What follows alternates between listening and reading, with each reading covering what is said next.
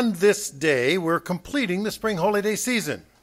We can read the list of holy days in Leviticus 23, and we understand the sequence of the spring festivals. We see the Passover, the first day of unleavened bread, now the last day of unleavened bread. And in preparation for this week, and during the past week, we've meticulously examined our homes and put out leaven and leaven products. And simultaneously, we've examined our lives to identify our personal sins and shortcomings. We've been examining both our physical and our spiritual lives to get out the things which ought not to be there. Well, I'm entitling this message, Reading the Labels. Reading the Labels. In preparation for the New Testament Passover, we usually turn to 1 Corinthians 11:29. This is a letter from the Apostle Paul to the congregation of church members in the city of Corinth. And Paul is giving instructions to the proper way to prepare for Passover in the days of unleavened bread.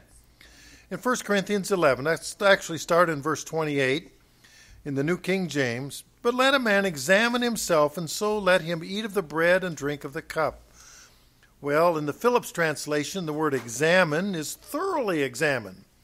And when we read the American Standard Version, instead of it says let a man examine himself, there it says let a man prove himself.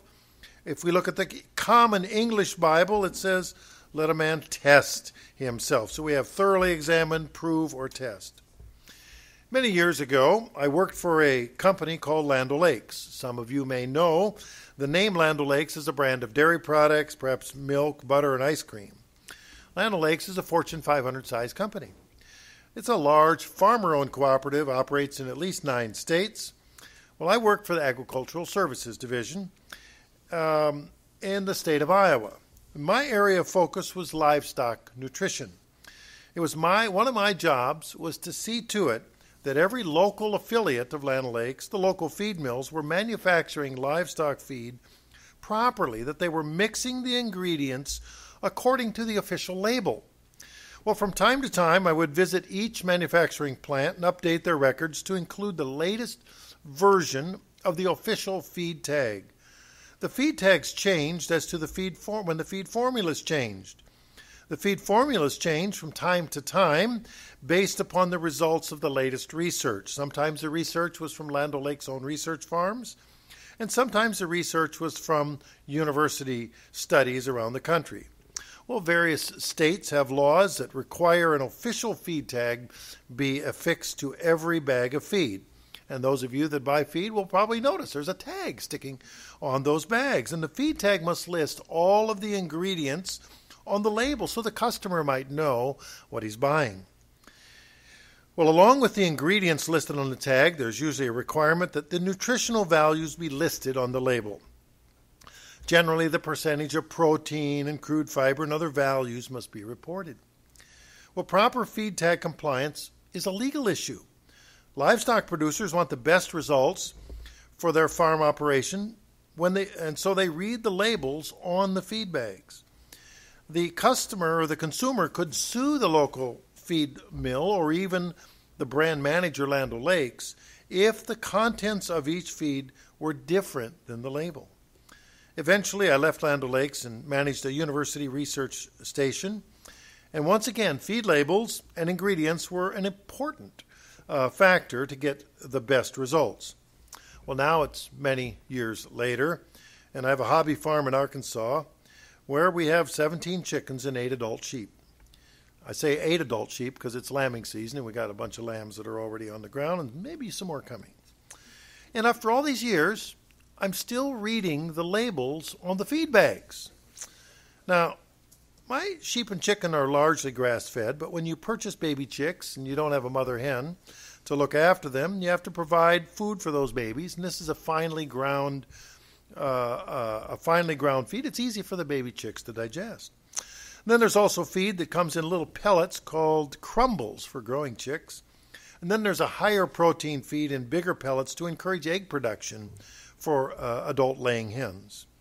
And for sheep, there's a mixture of whole grains or a higher protein pelleted feed available that would encourage milk production for those lactating ewes.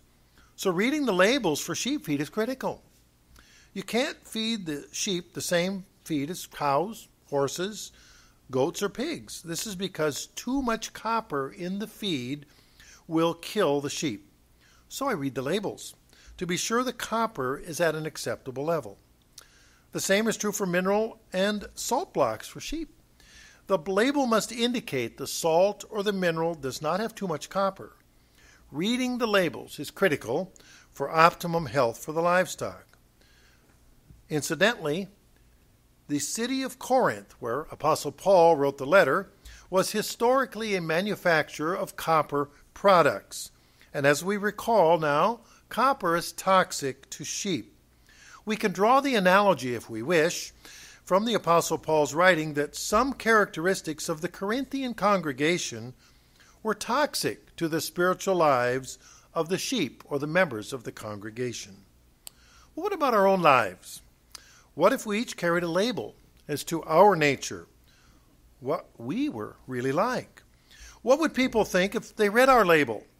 Does our label list the good ingredients that we read in Galatians 5:22, love, joy, peace, and so forth, as the fruit of the Spirit listed?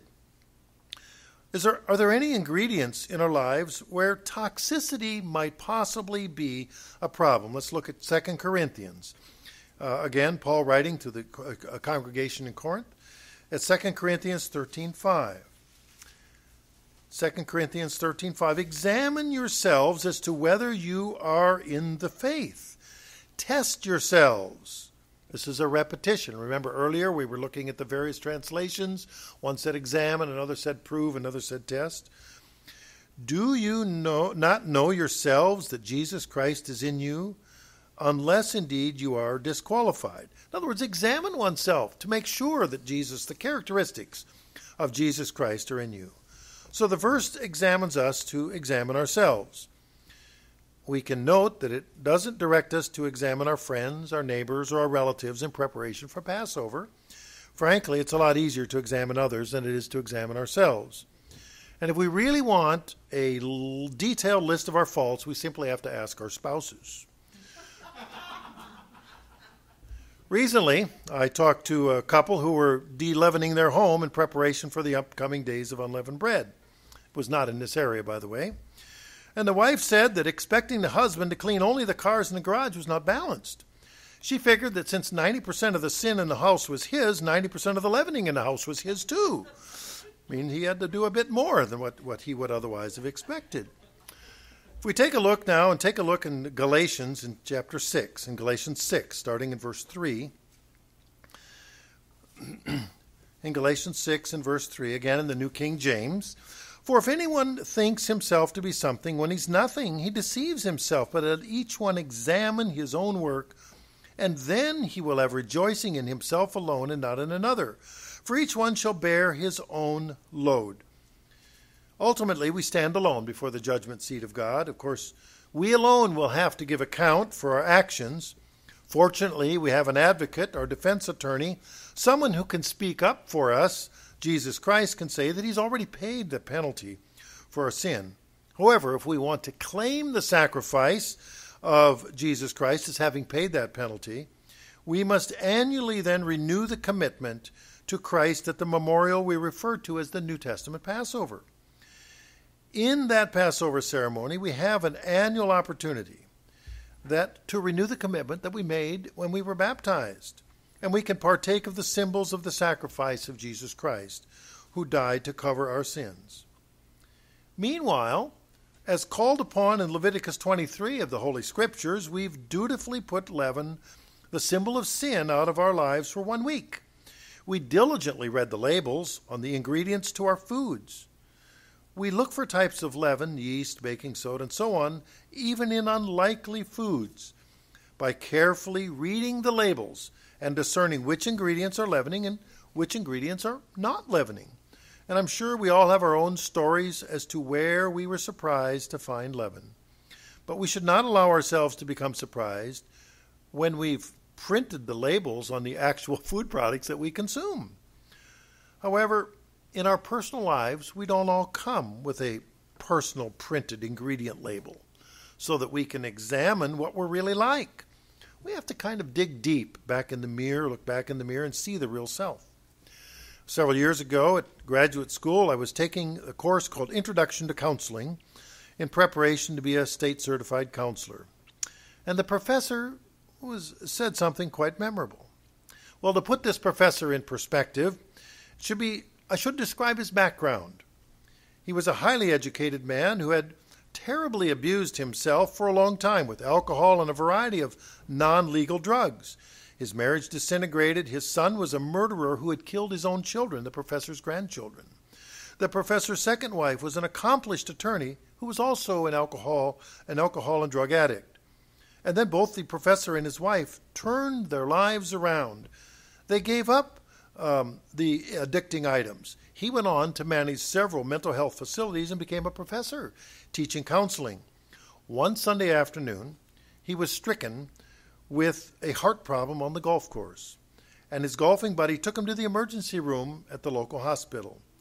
And through a quirk in the circumstances, I happened to be the first visitor to his bedside, as he was my professor at the time, and I was there even before his wife.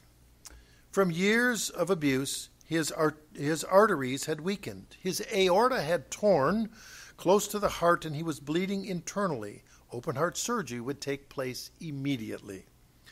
I visited the professor every day that week in the hospital. He had 2 open heart surgeries that week. They had to crack him open twice. The first time wasn't enough. And the life was touch and go for him. I remember walking up to the room, and I did not know that he had the second open heart surgery in 3 days. And there was a swarm of doctors around him, and he had just had the second one. And I'd come in with a coat and a tie and an ID badge. And they said, "Who are you?" And I said, "Well, I'm from the university. He has class tonight." And the doctor said, "He won't be teaching it tonight." That was the discussion for that day. During the semester and while at school, I had gotten to know this professor, and I asked him to explain how he kept motivated on a regular basis to fight his addictions. He replied frankly that every Monday he had a weekly appointment with his mirror, that he looked at himself, warts and all, to see himself as he really was. The regular self-examination was critical to his sense of well-being. He acknowledged who he was and who he wished to become. For him, it was a daily and a weekly struggle.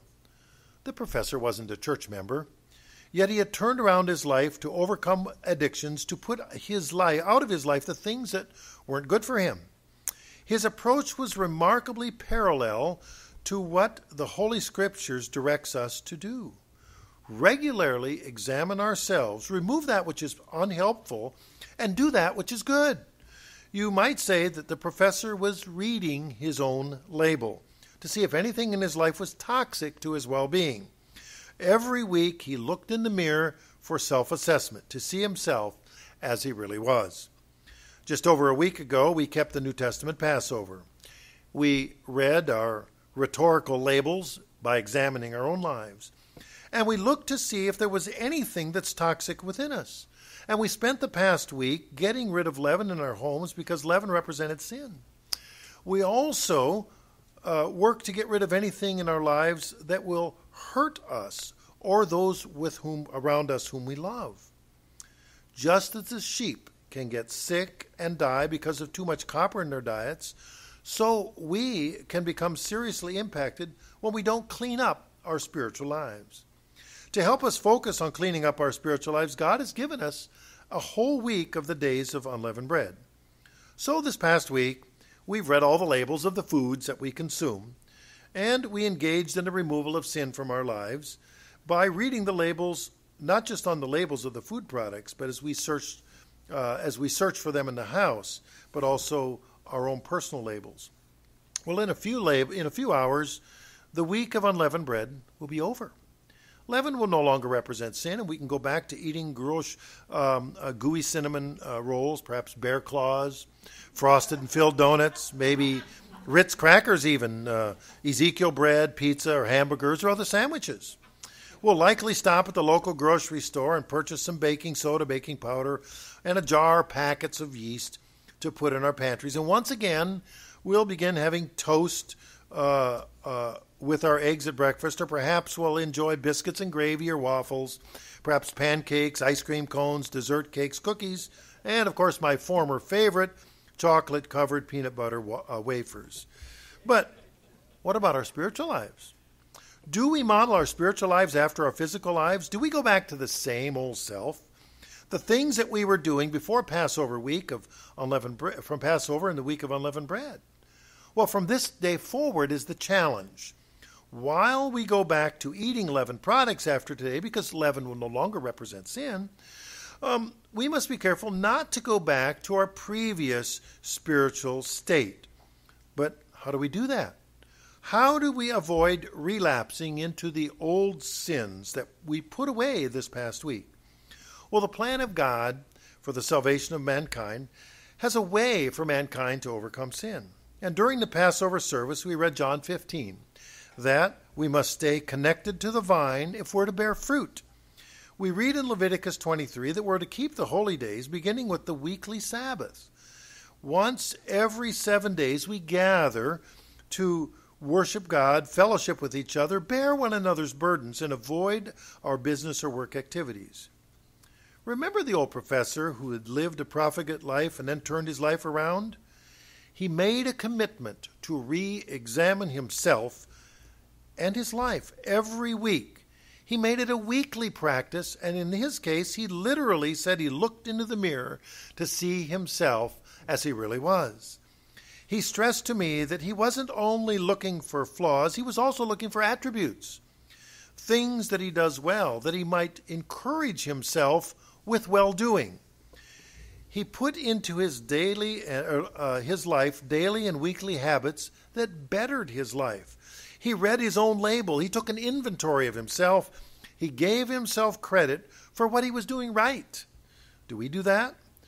He was mindful of those things that he was doing wrong. As children of God, can we do any less? How good are we at reading the labels on our food containers? 4 years, 2 months, and 10 days ago, I went to a gluten-free diet. The price for me was high if I made a mistake. If I ingested gluten, within a short time I would develop a migraine headache. That would last for maybe a day and a half, sometimes longer. The migraine headache would mean my head would be throbbing, my eyes aching. It was painful because the light seemed so bright. I would have super sensitivity to sound, and feelings of nausea would increase. And I would purge my system of anything in my stomach. There was no relief using aspirin or other over-the-counter painkillers or any painkiller I knew of. Perhaps a hot shower directly on my head might give me maybe a 10% relief in the pain. All because I didn't properly read the label or examine the ingredient list on the food that I was eating. What about our spiritual diets?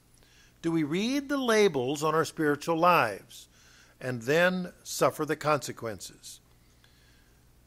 First of all, I've just to list a few things that we could look at the label. Are we careful of the friends we choose? And we look in Deuteronomy 13, verse 6. I'll just name a few of the things off the label here. And the first one is, are we careful of the friends we choose?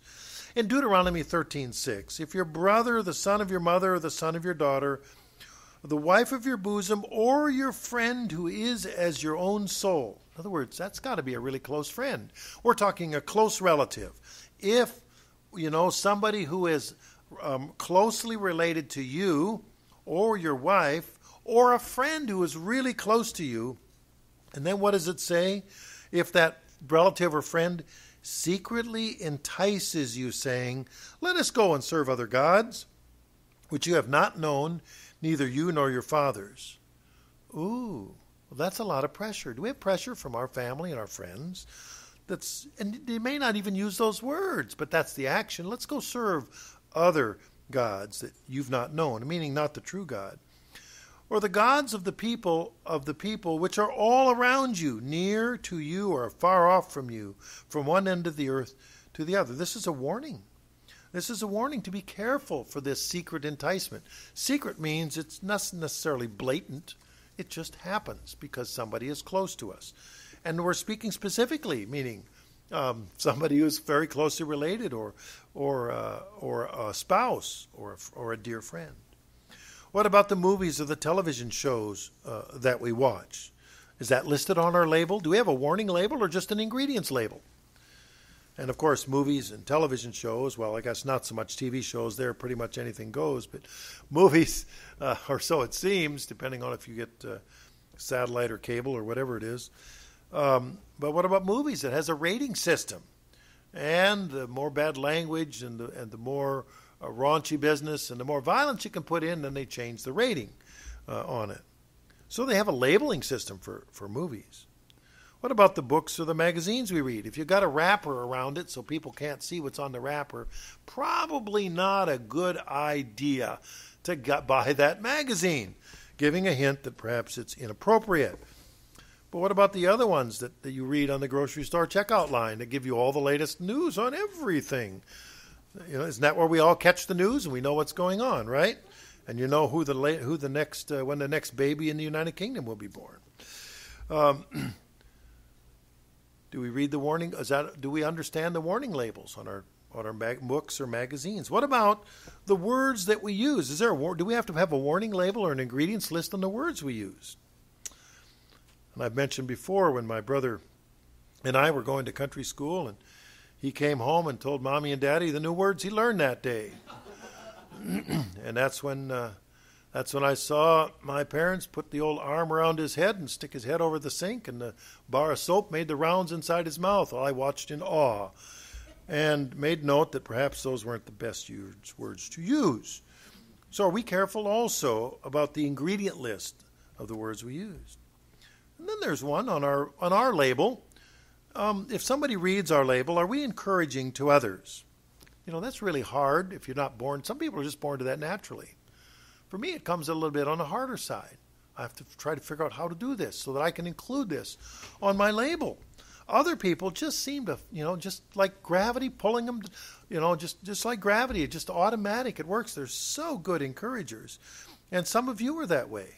And some of us have to really work at it to learn to be encouraging. Some years ago, there was an advertising campaign for a bank that offered a particular credit card. The catchphrase of the advertising campaign that you may recall is, "What's in your wallet?" Well, how well do we know ourselves? Not just what's in our wallet, but do we read our labels to see what we ourselves are really made of? Do we have good ingredients that reflect the fruit of the Spirit, the love, joy, peace, patience of Galatians 5:22? Or on reading the label, do we have the works of the flesh as listed just before that in Galatians 5:19 through 21? That always makes for exciting reading. You can take your pick. Do you want works of the flesh in Galatians 5:19 through 21, or the works or fruit of the Spirit in Galatians 5:22? And if you take a look at the works of the flesh, it's pretty rough. In Galatians 5:19, now the works of the flesh are evident, means obvious. Everybody can see it. If it's evident, it doesn't take much to see this. You're going to see it, which are adultery, fornication, uncleanness, lewdness, idolatry, sorcery, hatred, contentions, jealousies, outbursts of wrath, selfish ambitions, dissensions, heresies, envies, murders, drunkenness, revelries, and the like, of which I tell you beforehand, just as I told you in times past, that those who practice such things will not inherit the kingdom of God. And some of these we look at as really, really bad. And some of those just look like really bad, and some of those just bad, right? But does God distinguish between the really, really bad and the really bad and then just bad? Like you would think it's, murder and adultery and those things are really, really bad, right? I mean, yet it includes there outbursts of wrath or dissensions or heresies, and revelries. Anybody heading to New Orleans for Mardi Gras next year? I mean, these things can keep us from the kingdom of God. So what's on our label? Is it in Galatians 5:19 through 21, even in the mind? Years ago, I had a fellow I knew was bemoaning while he was trying to find a Proverbs 31 wife. He desired to find a wife with those many fine attributes, but he had difficulty examining his own label to see if he had the attributes of a Proverbs 31 husband, a Proverbs 31 woman that would want to marry him It was a one-way view that he had. There was another fellow that told me that he came pretty close to having a Proverbs 31 wife. Instead, he had a Proverbs 30 wife. He wouldn't describe what that was, so I went home and looked it up. And in Proverbs 30, in verse 21, it states, three things the earth is perturbed. Some versions say the earth shakes. Well, I think we've all been around people who, when the earth shakes, when they're around. Yes, four, it cannot bear up. So there's a repetition. There's four things that the earth is perturbed. It makes the earth shake. And the third one on the list is a hateful woman when she's married. Well, this fellow said he had a Proverbs 30 wife instead of a so it's a hateful woman. Well, the hateful and the King James or the New King James, but if you take a look, the King James version uses the word odious instead of hateful. The Yahoo Online Dictionary defines odious as deserving hatred or strong dislike, or number two, extremely unpleasant or repulsive. And of course, the label could refer to either gender, male or female, because who wants a mate who is one of has those characteristics? It sure sounds a lot like what we read in Galatians 5, 19 through 21. So you have this opportunity. Now here it's giving labels. It's giving lists of things, of ingredients that we should avoid, whether we're male or female. So as we gather today to conclude the days of unleavened bread, we need to strive to be sure that our personal labels reflect godly attributes and we purge those ingredients that are unhelpful for us. We look forward to the Feast of Pentecost in less than 7 weeks, also known then as the Feast of First Fruits or the Feast of Weeks. We're refreshed with the knowledge that God has called us and given us an opportunity to participate in his great work. Well, let's carry ourselves forward with dignity and enthusiasm. We're thankful for the days of unleavened bread, and although we'll not be looking at food labels quite the same after this week, we still need to be mindful of the ingredients in our lives. Let us diligently work to be sure that the ingredients labels in our own lives are what God wants them to be.